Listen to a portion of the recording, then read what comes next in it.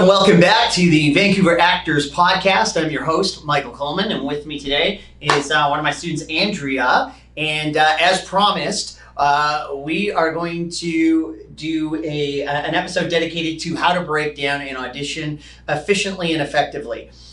So Andrea and I are going to use a system that we affectionately refer to as the Great Opera. It's an acronym. Don't worry, there won't be any singing, or there might be, who knows. It's just an acronym we use. I want to be clear that this isn't the only way to break down a scene, and these aren't the only things you need to do as an actor. But I would say if you did these 10 things consistently and religiously, it would be really hard to be bad at acting. So, hopefully this is an opportunity for us to break down a system that we find quite effective. And it is something, like I said, if you're able to use this, it allows you to not only break down your auditions efficiently and effectively. I personally use it as an effective tool on set when I'm going through my scene work. Because of the system, it allows me an academic approach to take a direction and be able to apply it quickly, organically, and to make adjustments that are authentic and true, just based on having a core fundamental foundation on how to break down a scene. So, Andrea, so we're just gonna take a scene. We're taking an older scene. I think we're doing When Harry Met Sally. Is that right? Yep. Okay. So we're going to take a scene from When Harry Met Sally, and we're going to break down what we would do in terms of the Great Opera. Why don't we read the scene once first through, and then what we'll do is we'll go through the Great Opera, and then let's you and I break down Harry and break down Sally in terms of how that would be done in terms of an audition. So again, I want to reiterate, this isn't the only way to do it. And there's lots of great ways to get there, but this is a really effective, efficient way to break down an audition and to give you an opportunity to make sure when you walk into the room, you do the one thing that an actor has to do, because an actor only has one job, and that is to serve the story. To serve the story. So that is it. And that wasn't even rehearsed. That was so great. So we're going to walk through this scene, originally performed, not as well, just kidding, by Billy Crystal and Meg Ryan, two absolute legends. We're just going to read it through, though, just so you get an idea of the scene. I'm going to read the brief stage descriptions. Interior car, night, a long silence. You realize, of course, that we can never be friends. What do you mean? What I'm saying, and this is not a come on in any way, shape, or form, is that men and women can't be friends. The sex part always gets in the way. That's not true. I have a number of men friends, and there's no sex involved. No, you don't. Yes, I do. No, you don't. Yes, I do. You only think you do. You're saying I'm having sex with these men without my knowledge? No, I'm saying they all want to have sex with you. No, they don't. They do too. No, they don't. They do too. How do you know? Because no man can be friends with a woman he finds attractive. He always wants to have sex with her. So you're saying a man can be friends with a woman he finds unattractive? No, you pretty much want to have sex with them too. What if they don't want to have sex with you? It doesn't matter. Look, the sex thing is already out there. So the friendship is ultimately doomed, and that's the end of the story. Well, I guess we're not going to be friends then. I guess not. Too bad. You were the only person I knew in New York. And scene. Okay, so really quickly, this is the scene that happens very quickly off the top of the movie. So just to put some context, because you would have this for the audition. So Harry is dating a woman named Amanda, and Amanda's friend Sally is driving to New York. It's an 18-hour drive, and Harry is going to hitch along, and it's this is really their first time meeting each other, so it's a really awkward conversation. So this is their first introduction. They're new to each other. Their common thread is Amanda, who's your best friend or good friend, and then she's my girlfriend, although the scene might suggest that I'm not as loyal as one might hope. So this happens very much at the beginning of the movie, and this is, I guess, the central question or the thematic premise of this film is, can men and women just be friends, or does the sex always get in the way? there's a lot of different ways we could phrase this and frame it up. But so again, asking how does this scene serve the story? This is the beginning of the film. So this initially showcases the relationship at its earliest moment. And then over the course of the film, we're going to watch it evolve. And we're going to see, can these two be friends? Or are they doomed to be lovers? Or dun dun dun, do they end up becoming both? Sorry if you haven't seen it, but spoilers are only good for 30 plus years. And this came out a long time ago. So let's walk through the great opera really quickly so that we have an understanding of what we're going to do to break this scene down. So it's a quick, simple 2-page scene. This is pretty common, especially in the Vancouver audition market. I mean, we're not often auditioning for the lead roles in Rob Reiner films, but let's assume that we're taking Rob and Billy and Meg out of this, and it's just a 2-page scene that we're auditioning. So the great opera, I'll give you what the great opera is and a brief description, and then Andrea and I will break down our 2 respective scenes, and then we'll do it again and see if it makes sense.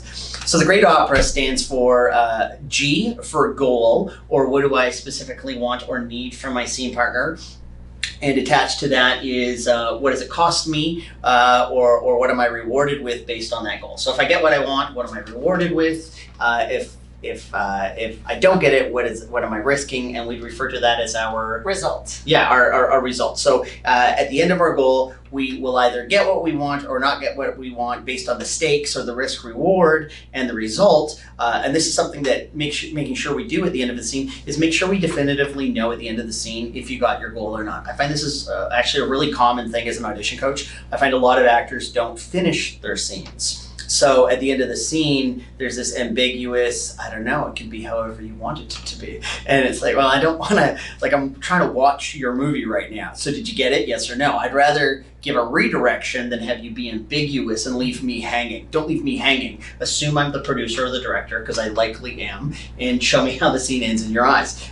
So the G is for goal, the R is for result, the E is the emotion, or how do I feel about the result? So often when we get what we want, we'll have a positive emotion, and when we don't get what we want, we'll have a negative emotion. However, it is important to note that when your character has growth, it is possible to not get what you want, but to still have positive emotions attached to it, or it's possible to have the other side of that. So I might be in a completely separate scene where, you know, I'm doing a scene with my mother, and I'm 16, and I want to get my ears pierced or drive the car. Let's drive the car.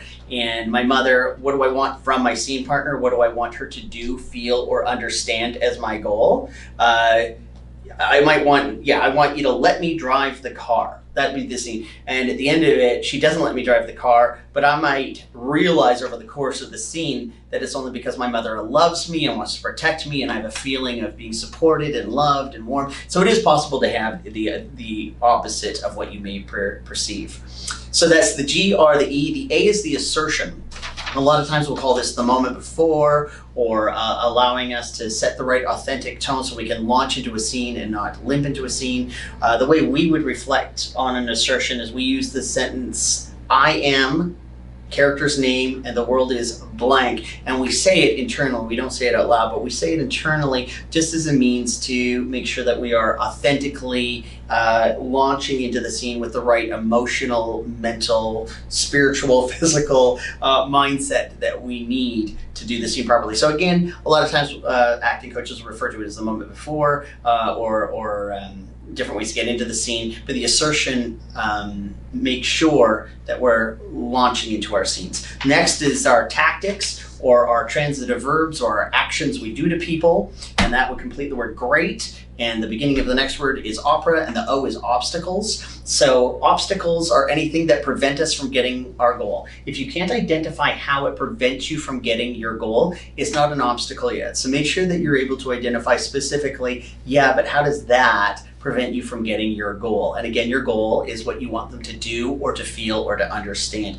Now your tactics are how we navigate around them. And the way you identify a tactic is you identify it as a transitive verb, action you do to people, and we figure out that by saying I blank you. Any word that fits into I blank you is something that would work as a tactic. And that's how we do. We navigate it as we have a relentless pursuit of our goals. After that is our personalization. And our personalization is reflecting on a real life experience that has a similar goal, outcome, relationship, environment, as many parallels as you can to the scene. If you have an experience that relates to that, then you want to reflect on that personalization. We touched on that a little bit on the last episode of this when we talked about personalizations and essence of the scene.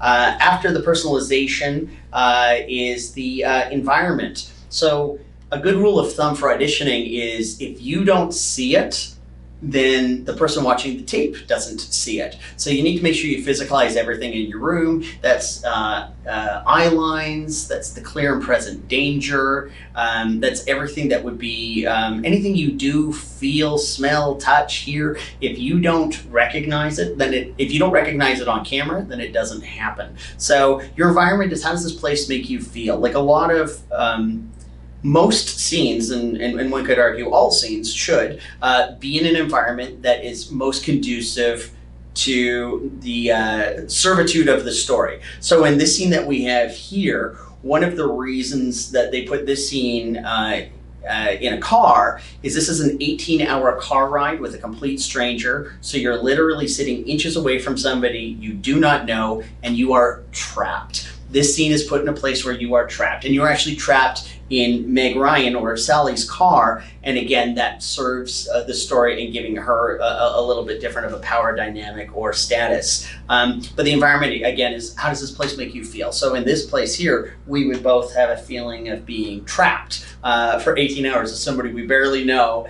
and like an idiot, Harry starts off by hitting on her. It doesn't go well because he's dating her friend. So, oh well, we've only got 17 hours and 59 minutes left to go. I bet you this car ride's fun. After our environment is our relationship, and our relationship is much more than what is the person's occupation or what is their specific dynamic in terms of family or friend. Like, those are all okay, but more importantly, when we ask ourselves about the relationship, it's how does that person make us feel, and what is our history with them? And this is where I would use my 5-year-old's why game. So Andrea and I, maybe we can play the why game here. If you want to, I guess either one of us can play either side of it, but let's invent a character for Sally. So this is how you would do the why game, and this why game works for literally every aspect of dissecting your scene. So your name is Sally, yeah? Yes. And you're moving to New York? Yes. Why? Because it sounds like a fun place to go to. Why? Because I'm sick of being in Nebraska. Why? Because there's nothing to do here. Why? So again, we could go on and on and on, and we can figure out, people pursuing big dreams of New York and all these different things, and we just go why, and we find deeper and deeper layers of that. So the last letter in the great opera is A. So we use that for age or time. There's basically 3 types of time in every scene. So there's the time of day, so morning, noon, night, different things like that, because certain conversations are just played differently if it's done at 11 a.m. or 3 in the morning or 4 o'clock in the afternoon. Like, are you tired? Are you refreshed? Or did you just wake up? Is this a secret? It plays differently. Are you taking your dog for a walk at 11 o'clock in the morning, like 11 a.m.? Or is it 4 o'clock in the morning, which is probably a slightly less assuring, probably a little scarier. So there's different things that time of day can affect. The other part would be time in history. Is it past, present, or future? So even in a scene like this, I would even argue that as much as this still feels quite new to many of us, this would be in the past, and we would have had different dynamics in terms of relationships and how we tell certain stories on screen. One could argue there's a lot of grooming in this scene from the Harry, and we shouldn't celebrate it by the end of the film having them be romantically intertwined. But the way we see a scene, whether it's past, present, or future, is in order to serve the story, we have to respect the lens or the paradigm of when the story is being told. So if we're doing a story from a more misogynistic or racist time in the past, we have to reflect that, and we wouldn't have necessarily had the same movements or opportunities for growth that are shifting mindsets and evolving levels of empowerment. And it would be a disservice to the story if we didn't do it from the paradigm of the story. Same thing for the anything that takes place in the future. While often the future reflects very much what the present looks like, we don't tell stories in the future like that. We talk about utopian or dystopian futures where the world is amazing or it's awful. Like the world's terrible and we all just need gasoline because it's the new currency. Or the world is amazing and we figured out how to all get along, and race and gender and all these other things don't factor anymore. We just love each other unconditionally. So we have to make sure we attend that to the story. So that's the great opera in a nutshell. So let's walk through this and figure it out. The important thing to note is that you don't need to go through the great opera as a G, then the R, then the E, then the A, then the T, those sorts of things. So I might say, in terms of this, when Harry met Sally, what do you think Sally wants from Harry? What do you think she wants me to do, feel, or understand? Well, I think she wants him to understand that gender doesn't matter. You can be friends with anyone. Yeah. You want me to understand we're just going to be friends? We're just friends. Yeah, and then I think I want you to understand that because I'm a man and you're a woman, we can never just be friends. So based on there, we have conflicting ideas. Conflict is in every scene, and this gives us some pretty clear conflict. So I want you to understand we can never just be friends, and you want me to understand we're only going to ever just be friends. Great, really simple. So the result of the scene is, do you think you get what you want at the end? Do you get me to understand that we're just going to be friends? No.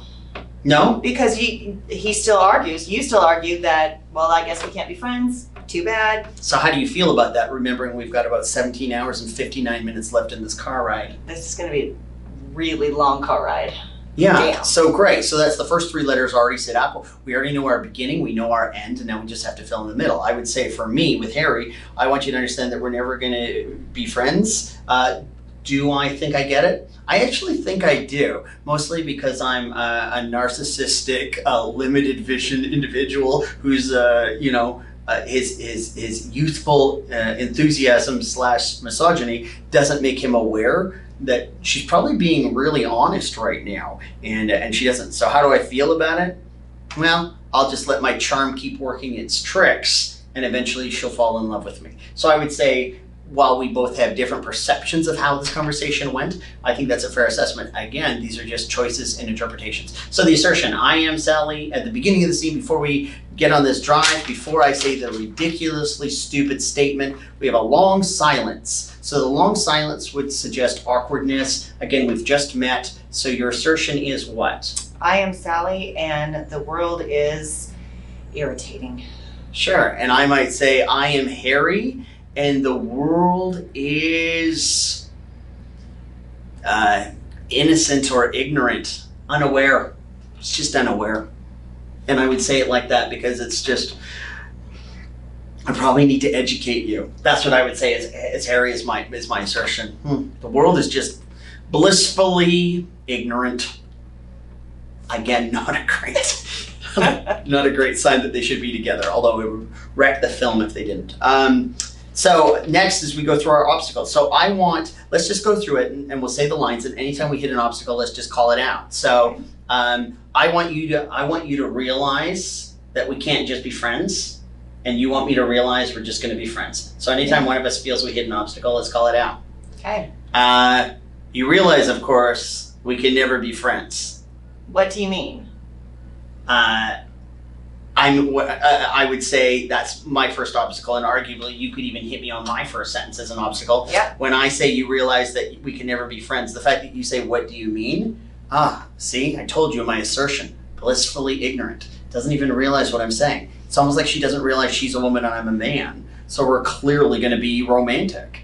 So right out the gate, the first, she reassures my assertion that she is blissfully ignorant to the idea. Did you not even know we were different genders? And again, we'll save our commentary for the content of the scene. That's just, we didn't write it.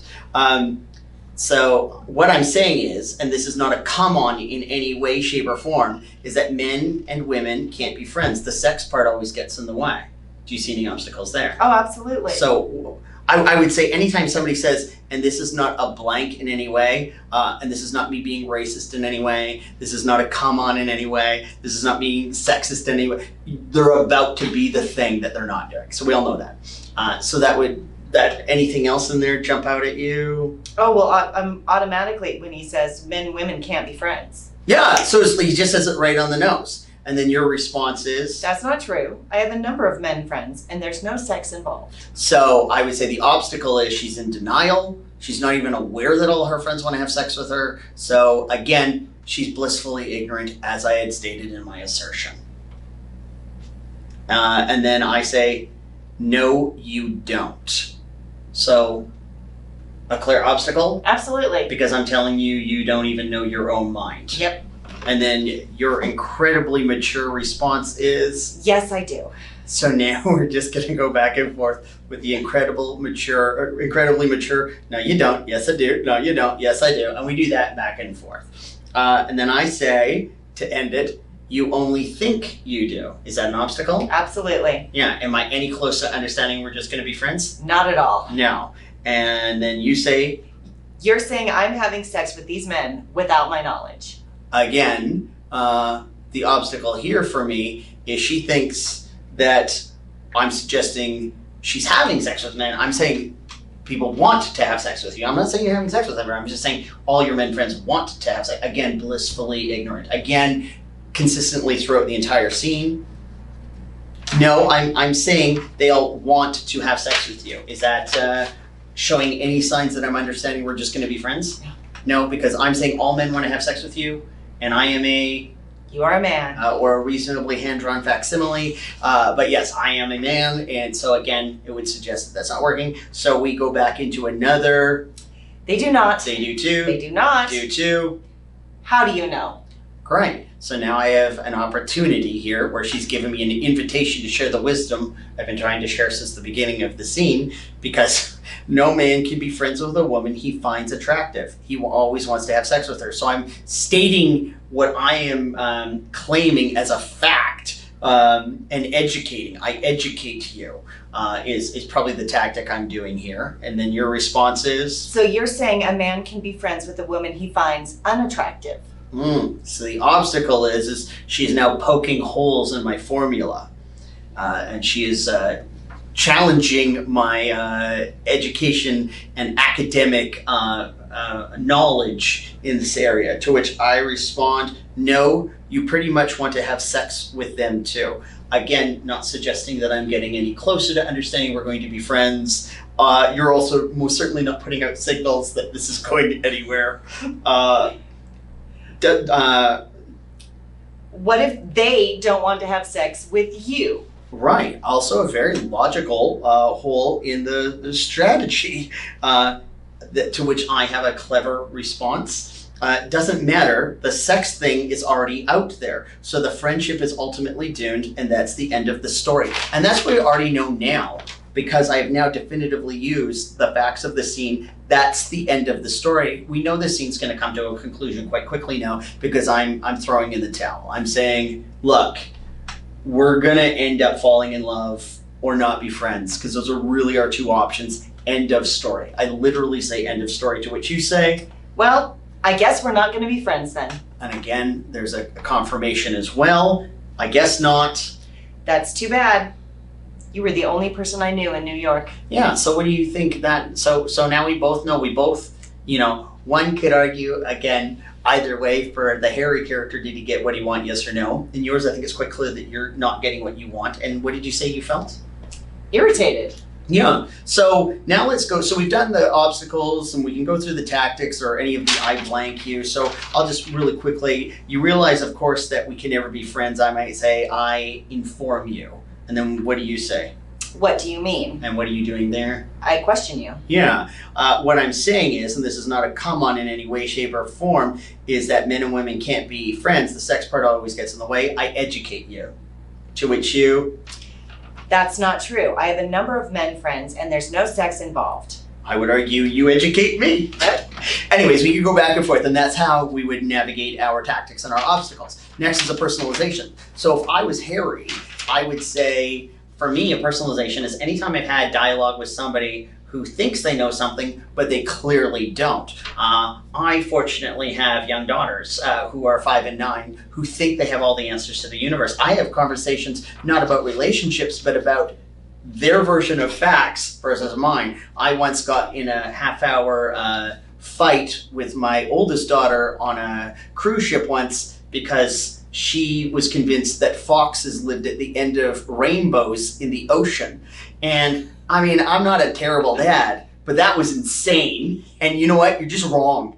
You're just wrong. And if you want to pick that as the fight we're going to have that fight. But to me, that would be a great parallel where I had her blissful ignorance was that, no, foxes live at the end of rainbows in the ocean, to, no, her dad thought that was crazy talk. Not unlike Harry thinks Sally's thing of men and women can be friends. No, that's insane. We're either going to be romantic or not friends. Like, there's no way, because the sex is already there. But that's the mindset, right? Yeah. Do you have a personalization for something like this? Well, I was going to go with the kids thing too, because as a parent, this is an everyday thing, no matter what your children's ages are. Mine are 18 and 23, and we still have the no, you don't, yes, I can, no, you can't. Sure, yeah. No matter what, it happens. So I think anyone can find a personalization with that, because everyone is a child or a parent. You've got one or the other. Sure. So it's definitely an easy one to slip into if you look at it with that mindset. Yeah, so again, one of the things that I think was really unique is that Andrea and I took a classic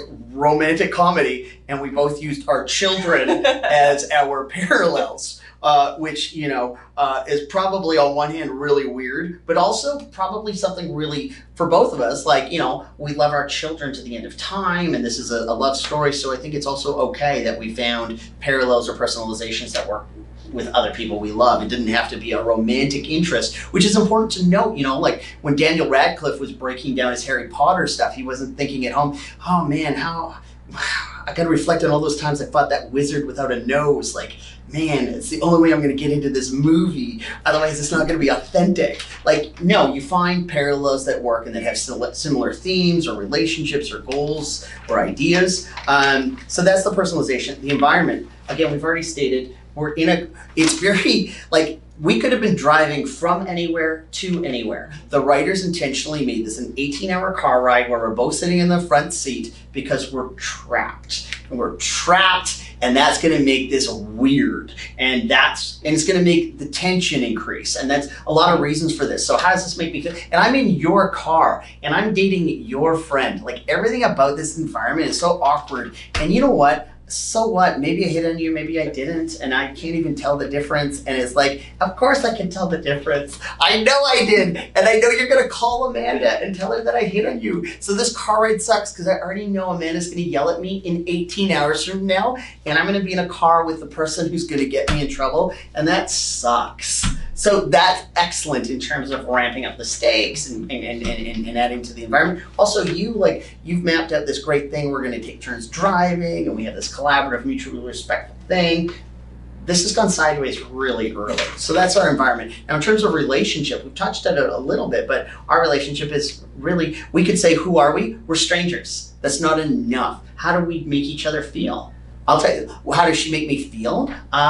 Clearly, she makes me feel romantic or intrigued. Like, I've just hit on my girlfriend's best friend a few minutes into the car ride. So the relationship is, I'm interested, I know it's forbidden fruit, but I still can't control myself. I still make the poor decision to make to put a feeler out there to see if you're interested too. So I do that, I believe, in a diner or something earlier on in the film, and as we're going out to the car, you're letting me know very clearly you're not interested, and I'm trying to backpedal. I'm like, well, maybe I wasn't even hitting on you, or maybe I was, who knows? So how about for you in terms of relationship, what would you say? I hate to go back to the word irritated, but that's essentially from the moment that Sally sees Harry in the scene before this, which I know we don't have here, but she's irritated. Yeah. From the very beginning, the entire car ride, it's nothing but irritation. It's one thing after another. Yeah. And this is her friend's boyfriend, and he's roundabout hitting on her. That's irritating. And he's in her car, and yeah, okay, it's nice. I've got somebody to ride with me, but this is going to be a long 18 hours with someone who is on my last nerve. It's like riding in the car with your kids. So now this is where, so it's really easy when we look at the script and we look at the facts of the scene or anything that's written, and we could say, wow, these guys should not be together. That's what these facts would scream. However, the movie is called When Harry Met Sally, not When Harry got a restraining order from Sally who felt violated. which is would be a very different movie. So we also have to ask ourselves, how do we serve this story? So this is a story where these people don't necessarily click out the gate. They have some questionable beginnings. They are flawed humans. There's a lot of things that we can pick out, but we also then have to ask ourselves, if we were actors auditioning for this, the movie is literally called When Harry Met Sally, and we know it's a love story about how they fall in love with each other. Like, there's not really flattering words that either of us have used, but in a romantic comedy, especially one that's set here in the 80s, that's, reflecting on all the different elements, it's really important to note that, no, we're going to want to watch these guys fall in love. So there has to be a redeeming element, or there has to be a playfulness. So even here, I would go to our, no, you don't, yes, I do, no, you don't, yes, I do, or they do not, they do too, they do not, do too. Like, we have a couple playful moments, but I think that also shows that we can be playful. So now we go to the 3 moments of time. So I would say time of day, as opposed to morning, noon, or night, I would say the time of day is the 18-hour car ride, because I think that is more important than morning, noon, or night. So for me, if I was breaking down this scene, I'd be like, this is that 18-hour car ride. I think in this case, while it's still relatively relevant to many of us, I would still argue this takes place in the past. Mm-hmm. I'm not sure we would write a scene like this today.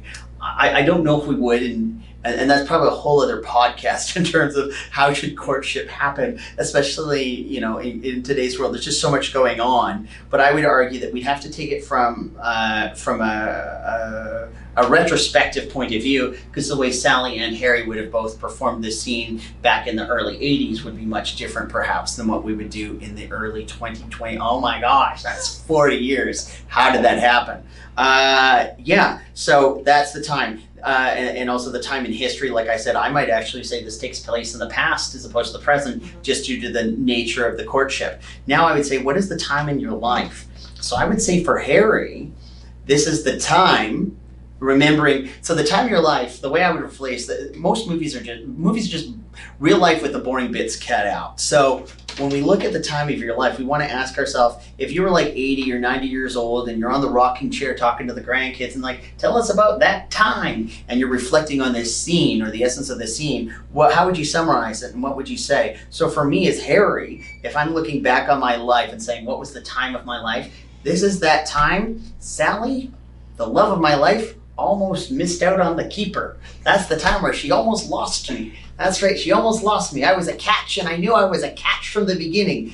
Your grandma didn't know that we were going to fall in love, but I always knew we'd fall in love. But that's how I would do a scene like this. So I'd reflect on, this is the time of my life where Sally almost missed out on the opportunity to be with her soulmate. Holy cow, you lucky old lady. You. So that would be Harry's point of view, perhaps. But what would you say for yours? I would say in this case, this is the time of my life where I packed up everything I owned, put a stranger in my car, and drove to the most craziest place in the world to start my life all over again. Yeah, those are all great. So again, we just need to find out different things. So you'll note that here, Andrea and I haven't touched base on a lot of different character elements, and there's so many other different things we could do in a breakdown. But I'll tell you right now, if you do the great opera, what is your goal? So what do you want your scene partner to do, feel, or to understand? What are you rewarded with if you get it? What do you risk losing if you don't? What does it cost you? If it doesn't cost you, then it has no value. And if it has no value, it doesn't belong in the scene. At the end of your scene, what is the result? Did you get it? Yes or no? It's no, maybe, kind of, sort of. Pick a yes, pick a no. It's better to be wrong and get a redirection than to be ambiguous and not serve the story. Then is the emotion. How did you feel about that result? Then is the assertion. I am blank, the character's name, and the world is. How do you feel about the world right now? Make sure you're emotionally launching into your scene. Our scenes don't, nobody flicked a switch and life started as soon as we started talking. We clearly had emotions, feelings, ideas going into this, and we want to make sure that we are already authentically in the place we need to be, organically and authentically, in order for this scene to play real. Then there's the tactics, or the transitive verbs, or the ways we get around the obstacles. There's basically only 2 different kinds of tactics. There's things we say, and there's things we do. I'll also note here that, there is scientific evidence that only 7% of communication is verbal, 93% is nonverbal. So I know a lot of actors still gauge a good audition or not by, did you get all your lines right? Well, if you missed a line, okay, you made one mistake on 7% of your audition. what did you do with the other 93% of the time you were reading today? So there's a lot more involved there. So again, going back, there's two types of things. There's things we say and there's things we do. It's the same thing for obstacles. There's things we say or things we do. I guess arguably in the spirit of the types of conflict, person versus person, person versus self, person versus the universe, an obstacle could technically be your environment, could also technically happen there. So after that is our personalization, or finding a real life event that is similar to the goals, relationships, stakes, environment here. As many things that you can find as possible to create the emotional connection or the relevance, and then you want to reflect on that and think of that so that you know what it feels like. The environment, how does this place make you feel? Like, when we do scenes of protection or intimacy or places where we feel ownership, often it's written like in our bedrooms or our family rooms or our kitchens, or if it's where we're scared or alone, it's dark and it's empty, and it might be in a restaurant that closed 2 hours ago. Like the environment definitely factors. And again, if you don't see it, hear it, smell it, taste it, whatever, then the person watching your tape doesn't either. So make sure you really articulate everything you need to do with your environment. Your relationship is more than they're a doctor, they're a police officer, it's my mom. How do they make you feel? Like again, if I went around a room with 20 people and just said, first word that came to mind, if I said mom, I get everything from caring nurturer to crazy psychopath. Like it could be a million and one different things. So saying mom's not enough. How does that person make you feel? And what is your relationship to them? And lastly, again, is age or time. So the age or time, the three types of time being time of day, or time in history, past, present, or future. So what lens are you seeing it through? What's your paradigm here? What level of empowerment, or what's your philosophies on how you see the world? And lastly, what's the time of your life? So clearly for Harry and Sally, they end up together. So both of them could arguably be, this is the time in my life where I met my soulmate and didn't even realize it. So this is all we're going to cover today on the Great Opera. We have different videos and other materials that are available if anybody wants to check them out. Our idea, again, with this Vancouver Actors Podcast, we just want to make sure that we are diversifying and strengthening our talent pool, because the more we do that, the more work will come here. So hopefully this is something that registers for you. We would love to hear any questions you may have. You can send them to our producer, Lydia Rimmer. It's LYDIARIMMER at storyinstitute.ca, and she would be happy to, if you have questions about what things you'd like us to cover, guests you might like us to have on, or further clarification. And at the end of our podcast, we'll create a segment where we're answering some of these listener or viewer mails live on the spot. Well, not live, pre-recorded. We're not crazy. Yeah, if you have them, again, it's Lydia Rimmer at storyinstitute.ca. We'd love to hear from you. Don't forget to subscribe to our podcast here. And we look forward to everybody breaking legs and booking lots of work. Thanks for being a part of this, and we'll see you next time.